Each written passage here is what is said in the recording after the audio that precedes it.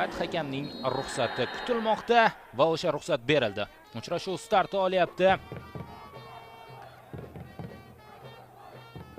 Jamoalar tarkibiga albatta e'tibor qaratamiz dastavval. Mezbonlardan demak tarkibini tanishtirishni boshlayman. OKMK jamoasi 88-raqamda Hamidullo Abdunabiyev darvozani qo'riqlayapti. Davom etyapti.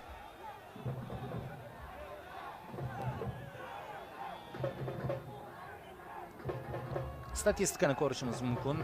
Zarbalar bo'yicha ko'rsatkich Navbahor ustunligi. Aniq zarbalarda ham hozir G'iyosov yorib kirdi jarima maydoniga va gol.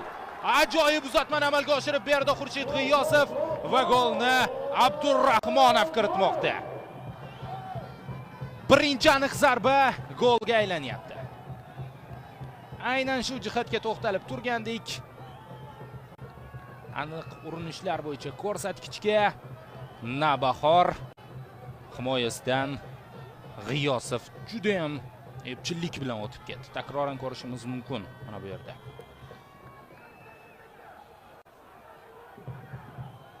O'zi boshlaganda kombinatsiyani ikki futbolchi yo'lni yopa olishmadi. Ahmedov ham bu yerda negadir to'xtab qoldi.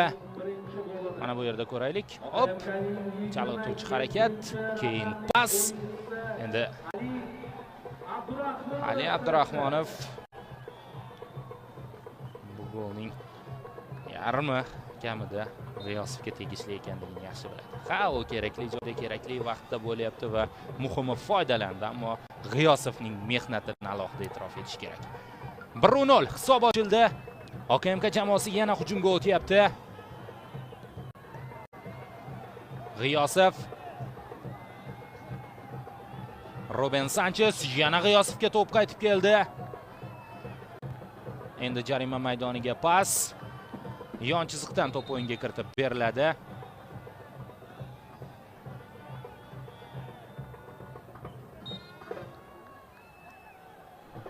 Xurshid to'purarlar poygasida G'ulomovga yetib olyapti. Hozir jarima maydoniga kirildi.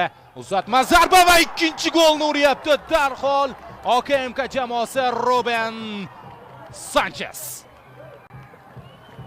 Arihiro Sentoku bu safar G'iyosov rolida, ya'ni chap qanotdan jarima maydoniga kirib borib uzatmani amalga oshirib bermoqda. Takroran ko'rishimiz mumkin vaziyatni. Saidafzalxon Ahrorov, Sentoku Shohmalik Komilovdan o'tib ketdi. Va himoyachilar darvozabon nigohini yopib turishganda shu sababli Shukron Yo'ldoshev ham qaytara olmadi to'pni. 2-0.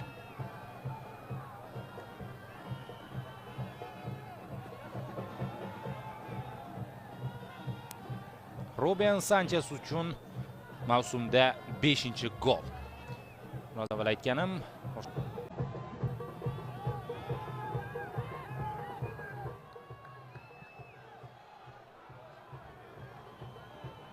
to'p uchun kurash. Ahmedov yaxshi o'ynadi. Xurshid G'iyosov, Abdurrahmonov chiroyli fint ishlatdi. Yana kirib boryapti jarima maydoniga. Endi uzatma G'iyosov zarba va 3-0. Birinchi bo'limning o'zida OKMK jamoasi hisobni yirik ko'rinishga keltiryapti. Xurshid G'iyosovdan navbatdagi assist, gol muallifi esa Nodirbek Abdurazzoqov.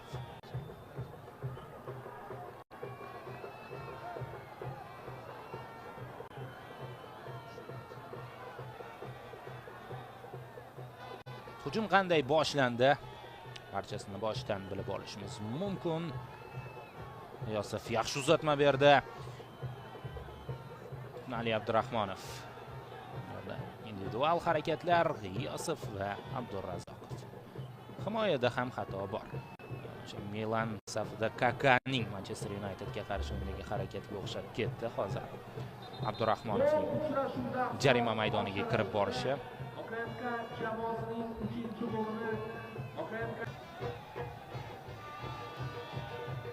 Aziz Xolmurodov ham himoyaga yordamga yetib kelyapti. Jarima maydonidagi kurash. G'ulomov. Jarima maydoniga uzatma va zarba. Zabihullo O'rinboyev hisobni qisqartiryapti 3-1. Jarima maydonidagi biroz palapartishlik, keyin to'p markazga yetkazib berildi. O'rinboyev esa bir teginish bilan hal qilyapti hozirgi epizodda. Takroran ko'rishimiz mumkin. Bu yerda barchasi qanday rivojlandi. Tojiddinov, Mo'ydinov va O'rinboyev. Zaxiradan maydonga tushirilgan 3 futbolchi bu golda asosiy ishni bajarib berishdi. 3-1. OKMK oldinda boryapti va onlayn jadvalga qaraydigan bo'lsak,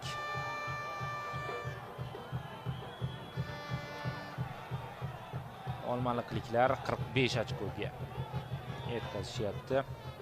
44 ochkoga. Hozir uzoqdan zarba, himoyachilar to'pni qaytarishyapti, lekin Navbahorning hujumi tugamadi. G'iyosov, Ruslanbek Jiyanov. Hozir shuncha o'yinchi orasidan yo'nalish topa oldi Ruslanbek.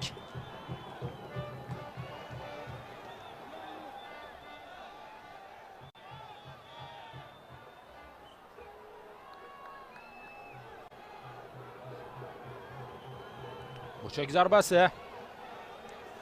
6-o'rinni mustahkamlayapti OKMK. Hozir havodagi kurash, to'p qaytarildi.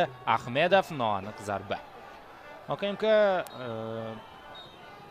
bo'ldi, o'yin o'z nihoyasiga yetdi va 44 ochko bilan 6-o'rinda. Navbahor esa bu turda ham mag'lubiyatga uchrayapti va seriya davom etadigan bo'ldi. Qiziqarli o'yinni ko'rdik.